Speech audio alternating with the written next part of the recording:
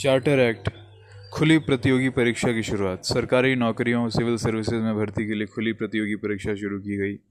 पहले केवल अंग्रेज़ों को अधिक अवसर मिलते थे, लेकिन अब भारतीयों के लिए भी रास्ता खुला। 1854 में मैकॉले कमेटी बनाई गई। ईस्ट इंडिया कंपनी के शासन का विस्तार। कंपनी को भारत पर शासन जारी रखने दिया गया, लेकिन कोई निश्चित समय नहीं बताया गया। इसका अर्थ था कि ब्रिटिश संसद जब चाहे कंपनी का शासन समाप्त कर सकती थी। भारतीयों को प्रतिनिधित्व। पहली बार भारतीय केंद्रीय विधान परिषद में स्थानीय प्रतिनिधित्व दिया गया। गवर्नर जनरल की परिषद के 6 नए विधायी सदस्यों में से 4 को प्रांतीय सरकारों मद्रास, बम्बई, बंगाल और आगरा द्वारा नामित किया जाना था। चार्टर एक्ट ऑफ 1853 की बात थी। अब आगे गवर्नमेंट ऑफ इंडिया एक्ट 1858, जो कि क्राउन रूल के अंतर्गत है 1858 से 1947 तक। गवर्नमेंट ऑफ इंडिया एक्ट 1858 यह अधिनियम क्यों लाया गया? 1857 के विद्रोह, फर्स्ट वॉर ऑफ इंडिपेंडेंस, सिपाही म्यूटिनी के बाद ब्रिटिश सरकार ने महसूस किया कि ईस्ट इंडिया कंपनी से शासन वापस ले लेना चाहिए। इस अधिनियम के प्रमुख प्रावधान: भारत सीधे ब्रिटिश महारानी के अधीन आया। भारत का शासन अब कंपनी नहीं बल्कि ब्रिटिश क्राउन महारानी के नाम पर चलाया जाने लगा। गवर्नर जनरल ऑफ वाइस राय कहलाया। गवर्नर जनरल ऑफ इंडिया का पद बना रहा, लेकिन उसे वाइस रॉय ऑफ इंडिया कहा जाने लगा। लॉर्ड कैनिंग पहले वाइसराय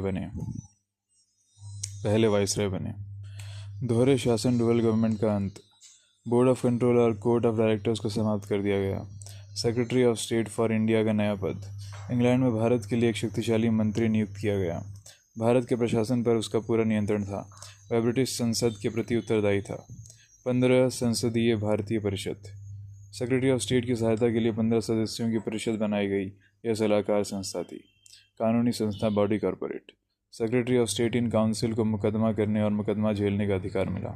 महत्वपूर्ण निष्कर्ष: 1858 का अधिनियम मुख्यतः प्रशासनिक व्यवस्था में परिवर्तन था। भारत की शासन प्रणाली में कोई बड़ा लोकतांत्रिक परिवर्तन नहीं हुआ, केवल कंपनी के स्थान पर ब्रिटिश क्राउन आ गया। इंडियन काउंसिल्स एक्ट 1861, यह अधिनियम क्यों लाया गया? 1857 के विद्रोह के बाद अंग्रेज़ों ने महसूस किया कि भारतीयों को शासन में कुछ भागीदारी देनी चाहिए, इसलिए भारतीयों को प्रशासन में शामिल करने की नीति अपनाई गई। प्रमुख विशेषता: भारतीयों को विधायी संस्थाओं लेजिस्लेटिव काउंसिल्स में शामिल करने की शुरुआत हुई। यही कारण है कि इंडियन काउंसिल्स एक्ट 1861 को भारत के संवैधानिक और राजनीतिक इतिहास का एक महत्वपूर्ण मील का पत्थर माना जाता है। पहले भारत पर ईस्ट इंडिया कंपनी राज करती थी। 1857 में बड़ा विद्रोह हुआ। इसके बाद ब्रिटेन की रानी ने